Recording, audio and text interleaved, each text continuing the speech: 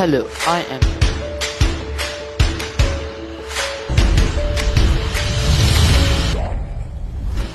Today we are going to watch about a follow me robot.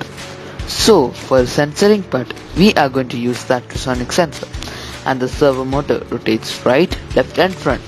So when the servo motor moves in the three directions, the ultrasonic sensor will sense if there is any object in all directions. So imagine if the servo motor is in the right direction. So the ultrasonic sensor will sense if there is any object.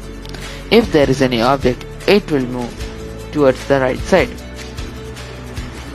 So the object means our hand, and the code is that first the servo motor will move first in the front direction and it will sense if there is any object, and this is the same for the rest of the directions.